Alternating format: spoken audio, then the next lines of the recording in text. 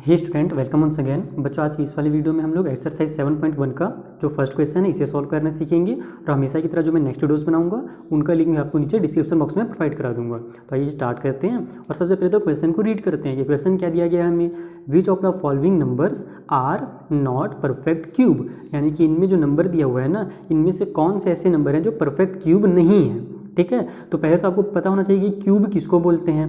पर जैसे हमने चैप्टर नंबर 6 में भी क्या सीखा, स्क्वायर के बारे में पढ़ कर आया ना, सेम उसी तरीके से क्यूब होता है। तो जब आपको क्यूब पता चल जाएगा क्या होता है, उसके बाद फिर आप आसानी से इस क्वेश्चन को सॉल्व कर सकते हो। तो आइए कॉपी में चलते हैं, मैं आपको सिंपल लैंग्वेज में समझा देता हूँ कि एक्चुअल में क्यूब किसे कहा जाता है। देखो, अभी पिछले चैप्टर में हमने क्या किया था, स्क्वायर के बारे में पढ़ा था। स्क्वायर क्या होता है, जैसे अगर मैं 2 × 2 करूँ तो इसको मैं क्या लिखूँगा, 2 के पावर में 2। उसी तरीके से अगर मैं 3 × 3 करूँ तो इसको हम लोग लिखते हैं 3 के पावर में 2।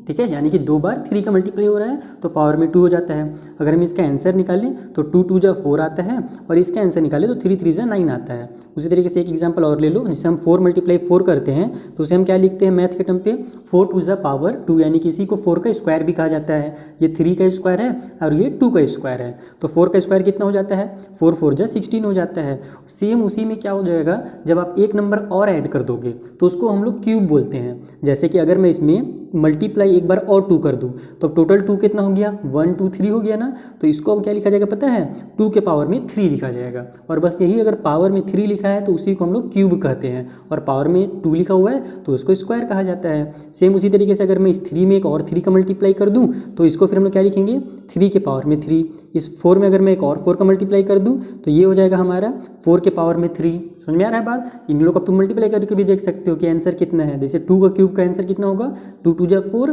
4 2 जा 8, यानी कि अगर 2 का स्क्वायर है तो आंसर हमारा 4 आएगा। उसी तरीके से अगर 2 का क्यूब है तो आंसर हमारा 8 आएगा। सेम उसी तरीके से अगर 3 का स्क्वायर है तो आंसर हमारा 9 आता है, और 3 का अगर हम क्यूब कर दें तो 3 3 जा 9 और 9 3 जा 27 हो जाएगा इसका आंसर। तो इस तरीके से अगर पावर में 3 है तो उसे क्यूब कहेंगे, पावर में 2 है तो उसे स्क्वायर कहा जाएगा। ठीक, इतना क्लियर हो गया। अब देखो यहाँ पर हमारे पास पहला जो क्वेश्चन है कि कौन सा परफेक्ट क्यूब नहीं है, तो उसके लिए आपको जैसे स्क्वायर में पता लगाना रहता है। मान लो अगर स्क्वायर वाला क्वेश्चन रहता है तो हम क्या करते हैं, प्राइम फैक्टराइजेशन मेथड से पहले तो फैक्टर फाइंड करते हैं उनके। जैसे पहला जो हमारा नंबर है दिया हुआ है 216, ठीक है, तो सबसे पहले क्या करोगे कि 216 का फैक्टर फाइंड करोगे, यानी कि प्राइम फैक्टर। तो किस तरीके से करना है, देखो ऐसे, यहाँ हमारे पास 2 है तो सबसे पहले तो हम लोग जानते हैं कि लास्ट में अगर 6 है तो वो हमारा 2 से डिवाइड हो जाएगा, तो हम लोग 2 से ही स्टार्ट करेंगे डिवाइड करना। देखो 2 1 जा 2 हो गया। अब हम लोग को 2 डिजिट एक साथ लेना पड़ रहा है, क्या कि 1 तो आता नहीं है 2 के टेबल में, तो 16 लेना पड़ेगा। तो पहले 0 लगाएंगे, फिर 2 8 जा 16 लगा देंगे।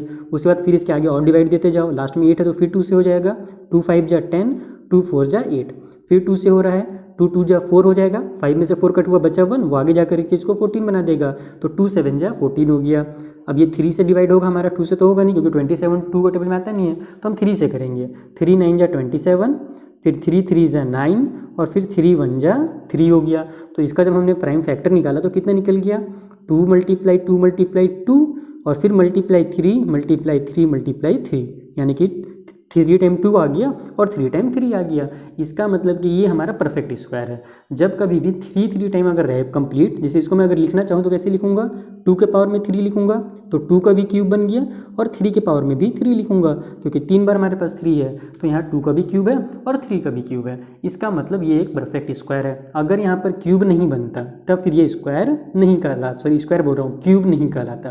तो यहाँ पर आप लिखोगे, so it is a perfect cube. ये जो हमारा नंबर है वो क्या है, एक परफेक्ट क्यूब है। इट नहीं लिखना चाहते हो तो इसके जगह में आप नंबर भी लिख सकते हो कि सो 216 इज ए परफेक्ट क्यूब, ऐसे भी लिख सकते हो, दोनों स्टेटमेंट चलेगा। तो इस तरीके से आपको फर्स्ट क्वेश्चन को सॉल्व करना था। अब समझिए आप। अब आइए जल्दी से हम जो सेकंड क्वेश्चन है उनको भी इसी तरीके से जल्दी जल्दी सॉल्व कर लेते हैं। सेकेंड वाले नंबर में हमें 128 दिया हुआ है। आइए जल्दी से इसको डिवाइड दे दें। आप ऐसे सीधा लाइन करके भी एक बार में भी डिवाइड करना अगर चाहते हो तो कर सकते हो, कि गलत नहीं होगा। ऐसे भी डिवाइड किया जा सकता है, ऐसे भी डिवाइड कर सकते हो, बस वो तरीका अलग अलग है, बाकी आंसर आपका सेम ही आएगा। जैसे अब देखो लास्ट में 8 है तो 2 से स्टार्ट करते हैं, 2 6 जा 12 हो जाएगा, 2 4 जा 8 हो जाएगा, फिर 2 से हो रहा है, 2 3 जा 6, 2 2 जा 4, फिर 2 से हो रहा है, 2 1 जा 2 हो जाएगा, 3 में से 2 कट हुआ बचा 1, वो आगे जाकर के इसको 12 बना देगा, तो 2 6 जा 12 हो जाएगा। कंटिन्यू करो, 2 से जब तक होगा तब तक करेंगे, तो ये हो जाएगा हमारा 2 4 जा बोल रहा हूँ, 2 8 जा 16, फिर करेंगे तो 2 4 जा 8, और फिर 2 2 जा 4 और लास्ट में 2 1 जा 2 आ गया। तो अब हमारे पास इसका जो फैक्टर बन गया वो कितना बन गया, देखो यहाँ से 2 × 2 कितने टाइम है, 1 2 3 4 5 6 और 7 टाइम हो गया। तो ये हो गया 3 टाइम 4 टाइम 5 टाइम 6 टाइम और ये 7 टाइम हमने 2 लिखा। अब इसको अगर हम लोग क्यूब के फॉर्म में लिखना चाहेंगे तो इस तीनों का एक पेयर बनेगा, इन तीनों का एक पेयर बनेगा और ये एक सिंगल 2 बच जाएगा। यानी इसको अगर मैं लिखना चाहूँ तो ऐसे लिख सकता हूँ 2 के पावर में 3, फिर इसका वाला भी 2 का पावर में 3 और लास्ट में केवल एक 2 बच गया। तो अब यहाँ पर ये पूरा पेयर नहीं बन रहा है, इसका मतलब कि ये हमारा परफेक्ट क्यूब नहीं है। अगर इसका भी पेयर बन जाता, यानी इसके पास भी अगर 3 पीस 2 रहते तब फिर ये क्या हो जाता है, हमारा परफेक्ट क्यूब होता। लेकिन ये नहीं है, इसलिए इसमें आप लिख दोगे, मैं शॉर्टकट में नॉट लिख दे रहा हूँ, आप पूरा लिखना कि it is not a perfect cube. समझ में आ गया बात, मतलब कि आपको बस प्राइम फैक्टर फाइंड करना है और अगर पेयर बन रहा है 3 3 का तो यानी 3 3 का अगर पेयर बन जा रहा है तो परफेक्ट क्यूब है, अगर नहीं बन रहा तो नहीं है। चलिए जल्दी से नेक्स्ट क्वेश्चन सॉल्व करते हैं। थर्ड नंबर में हमें कितना 1000 दिया हुआ है, आइए स्टार्ट करते हैं, इसे भी सॉल्व करते हैं। तो ये लास्ट में 0 से मतलब 2 से डिवाइड हो जाएगा, 2 5 जा 10 हो गया, डबल 0 उतर गया। फिर 2 से करते हैं, 2 2 जा 4 हो जाएगा, 5 में से 4 कट हुआ बचा 1, वो आगे जाकर के इसको 10 बना दिया तो 2 5 जा 10 हो गया और ये 0 उतर गया। फिर 2 से कर लेते हैं, 2 1 जा 2 हो जाएगा, 2 2 जा 4 हो गया, 1 आगे गया तो 2 5 जा 10 आ गया। अब ये लास्ट में 5 आ गया तो 2 से तो अब होगा नहीं, क्योंकि हम जानते हैं 2 से डिविजिबल वही नंबर होंगे जिसके लास्ट में 0 हो, 2 हो, 4 हो, 6 हो, 8 हो, इस तरीके से अगर है लास्ट में तभी वो 2 से डिवाइड होगा। अब 3 से चेक कर लेते हैं कि 3 से हो रहा है कि नहीं। तो 3 से डिवाइड होने का नियम ये है कि सभी नंबर को ऐड करो, अगर वो 3 के टेबल में आ जाएगा तो ये पूरा का पूरा नंबर भी 3 के टेबल में आ जाएगा। तो 5 और 2 होता है 7 और 1 8, 8 तो 3 के टेबल में आता नहीं है, इसका मतलब ये 3 से डिविजिबल नहीं है। 4 से करना नहीं है क्योंकि हमको केवल प्राइम नंबर लेने हैं, जैसे 2 हो गया, 3 हो गया, 5 हो गया, 7 हो गया, है ना, 11 हो गया, ये सब नंबर हमको लेना है, प्राइम नंबर्स, कंपोजिट नंबर नहीं लेना। तो हम लोग 5 के पास चलते हैं। तो 5 से ये लास्ट में 5 है, इसका मतलब 5 से ये डिवाइड हो जाएगा, क्योंकि लास्ट में अगर 0 या 5 रहता है तो नंबर 5 से डिवाइड हो जाता है। देखो 5 2 जा 10 हो जाएगा, 12 में से 10 कट हुआ बचा 2, आगे जाकर के इसको 25 बना देगा तो 5 5 जा 25। फिर से हो जाएगा हमारा 5 5 जा 25 और फिर हो जाएगा हमारा 5 1 जा 5। तो इसके जो फैक्टर्स निकल गया मैं यहाँ पर लिखता हूँ, इधर हम लोग दूसरा फैक्टर निकाल लेंगे। ये हमारा बन गया 2 × 2 3 टाइम, देखो 2 का भी 3 वाला टेबल बन गया, यहाँ पर पेयर बन गया और 5 भी 3 टाइम आ गया। तो इसको हम लोग क्या लिख सकते हैं, 2 के पावर में 3 मल्टीप्लाई 5 के पावर में 3, इसका मतलब ये हमारा परफेक्ट क्यूब है। तो बस ये ऐसे लिख देता हूँ मैं, ठीक है, समझ में आ रहा है। आप पूरे स्टेटमेंट लिखना जैसे मैंने शुरू में बताया था। चलिए फोर्थ नंबर सॉल्व करते हैं। फोर्थ में कितना 100 दिया हुआ है, ठीक है। आइए इसको 2 से स्टार्ट करेंगे डिवाइड देना, 2 5 जा 10, ये 0 उतर गया। उसके बाद फिर से 2 से करते हैं, 2 2 जा 4 हो गया, 1 आगे गया तो 2 5 जा फिर से 10 हो गया। अब ये 5 से होगा, 5 5 जा 25 और फिर से 5 1 जा 5 हो गया।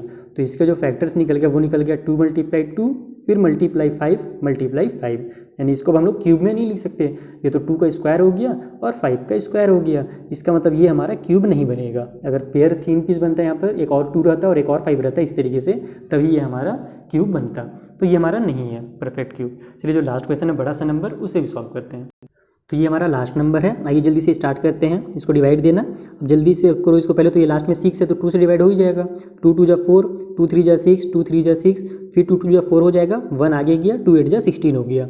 फिर 2 से हो रहा है लास्ट में 8 है तो 2 1 जा 2, यहाँ भी 2 1 जा 2 होगा, 1 आगे जाएगा तो 2 6 जा 12 हो गया, फिर 1 आगे गया, 13 बन गया था ना ये, तो 1 आगे गया तो ये फिर 12 बन जाएगा, तो फिर 2 6 जा 12, 2 4 जा 8 हो गया। मैं जल्दी जल्दी करता हूँ ताकि टाइम हमारा बच सके। ये हो जाएगा 2 5 जा 10, 1 आगे गया, 2 8 जा 16, फिर ये हो जाएगा 2 3 जा 6, 2 2 जा 4, लास्ट में 2 है, फिर 2 से करेंगे, 2 2 जा 4 हो जाएगा, 1 आगे गया तो 2 9 जा 18 हुआ, फिर यहाँ 2 1 जा 2 हुआ, बचा 1, आगे जाकर के 12 बनाया तो 2 6 जा 12 हो गया।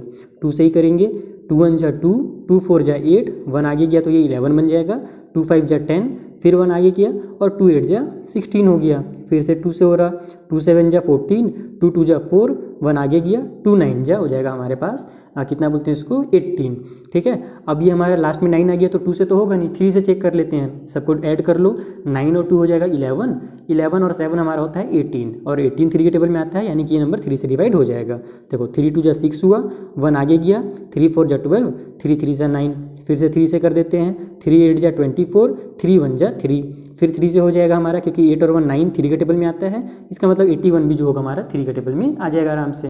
तो चलो स्टार्ट करते हैं। 3 2 जा हो जाएगा हमारा यहाँ पर 6, उसके बाद वो यहाँ पर से 2 बच जाएगा, है ना, 8 में से 6 का 2 बचा 2, वो आगे जाकर के 21 बना देगा तो 3 7 जा 21, फिर 3 से हो रहा है 3 9 जा 27, फिर 3 से 3 3 जा 9 और लास्ट में फिर से 3 से 3 1 जा 3 हो गया।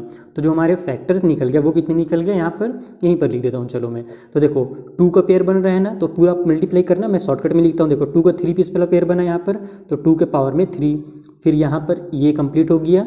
अब इसका ये वाला 2 का पेयर बन रहा है, तो फिर से 2 के पावर में 3 लिख देता हूँ, ठीक है। फिर ये मल्टीप्लाई, ये देखो 3 है यहाँ पर 3 पीस, तो 3 के पावर में 3, और लास्ट में भी 3 का है पेयर बन रहा है 3 पीस, तो फिर से लास्ट में 3 के पावर में 3 यानी कि 3 का क्यूब। अब यहाँ पर देखो सभी का आपको परफेक्ट क्यूब दिख रहा है ना, इसका मतलब कि ये भी हमारा जो नंबर दिया हुआ था ये भी एक परफेक्ट क्यूब है। तो इस तरीके से आपको सॉल्व करना था। आई होप आपको अच्छे से समझ में आ गया होगा। अब मिलेंगे नेक्स्ट वीडियो में, जहाँ पर जो अगला क्वेश्चन है उसे मैं आपको एकदम सिंपल मेथड में समझा दूंगा, और उसका लिंक भी आपको नीचे डिस्क्रिप्शन बॉक्स में मिल जाएगा। Thank you for watching.